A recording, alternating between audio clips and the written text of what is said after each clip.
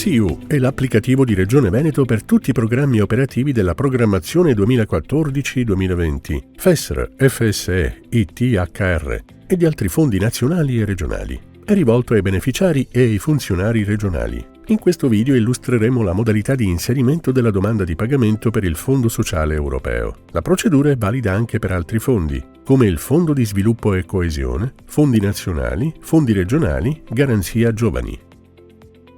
SIU è raggiungibile da qualsiasi postazione dagli utenti precedentemente registrati nel sistema di gestione utenti sistema informativo, detto GUSI. Per accedere al servizio, il proponente deve inserire username e password nella schermata di login e fare clic su Accedi. Anche se già in possesso di credenziali, è possibile scegliere una delle altre modalità di autenticazione: SPID, CIE o CNS.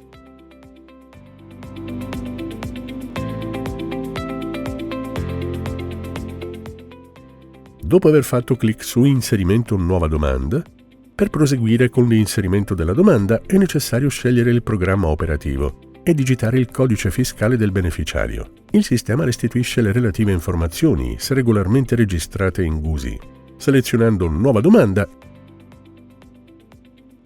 il beneficiario sceglie il tipo domanda tra le 3 tipologie di richieste di pagamento previste in SIU: domanda di anticipo, domanda di rimborso, domanda di saldo. Nel nostro esempio ci soffermeremo sulla domanda di rimborso, ossia la richiesta di acconto che il beneficiario richiede a fronte di giustificativi di spesa effettivamente emessi per le attività erogate in un determinato arco temporale. Cliccando su Prosegui, il beneficiario inserisce l'ID della domanda di riferimento, inteso come livello di progetto, o in alternativa il codice progetto, e prosegue.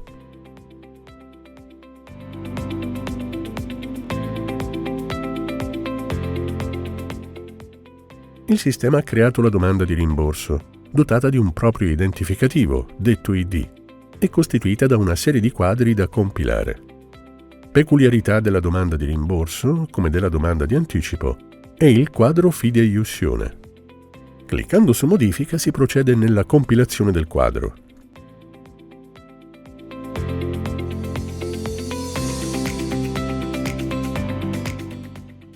Dal pulsante Aggiungi è possibile aggiungere nuove fideiussioni. Se sono già presenti delle fideiussioni in fase di domanda di anticipo o in precedenti domande di rimborso, il sistema le elencherà in questa pagina e ne permetterà la visualizzazione. Cliccando sul pulsante Dettaglio, vengono visualizzati gli estremi, compreso l'importo disponibile e la relativa quota parte utilizzata fino a questo momento.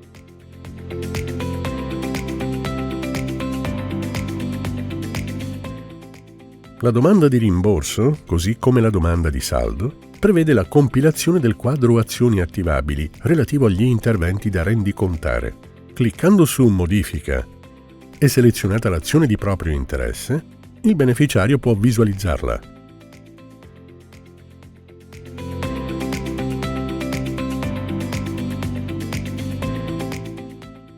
È stato creato così un secondo livello di domanda dotato di un proprio ID. Selezionando Modifica del quadro Giustificativi, si visualizzano i giustificativi eventualmente inseriti nelle precedenti domande di pagamento e se ne possono aggiungere di nuovi con il pulsante Aggiungi. Dopo aver inserito e confermato gli estremi del giustificativo, è possibile compilare le relative fasi di pagamento e confermare. Dal pulsante Allegati, cliccando su Aggiungi, si procede all'upload dei file dopo aver inserito una descrizione parlante. Confermando si può ritornare alla lista dei giustificativi. Selezionando Salva allegati, gli allegati caricati saranno cerchiati in verde. Si può quindi passare alla compilazione del quadro interventi, cliccando su Ritorna.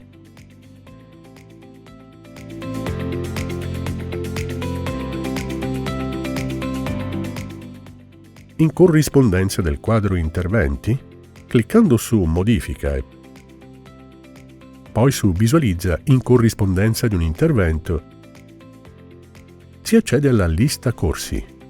Da qui è prevista la possibilità di accedere ai soggetti destinatari tramite il pulsante Soggetti e alla lista delle voci finanziarie tramite il pulsante Visualizza. In quest'ultimo caso si accede alla lista delle voci di spesa, dove è possibile aggiungere giustificativi o allegati tramite i corrispondenti pulsanti Associa e Allegati. Gli stessi pulsanti sono previsti nel quadro Soggetti. Nella lista delle voci finanziarie dei soggetti, raggiungibile dal pulsante Visualizza, possono essere rendicontate sia voci di spesa a costo reale che a costo standard. Le spese a costo standard sono già presenti al sistema e non richiedono l'aggiunta di giustificativi, ma solo la conferma. Terminata la rendicontazione si può ritornare alla domanda principale per confermarla.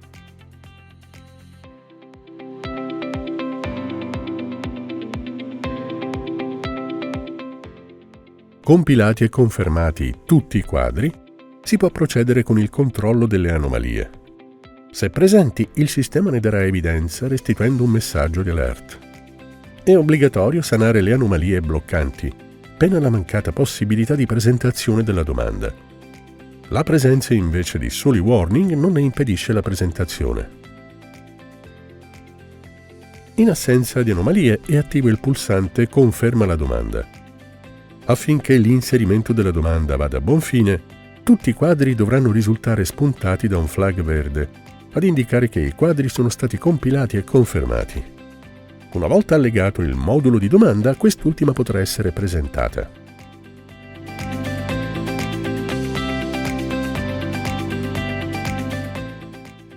Effettuato il download del modulo della domanda in PDF e firmato digitalmente in formato P7M CADES, il firmatario dovrà caricarlo nella sezione Allegati.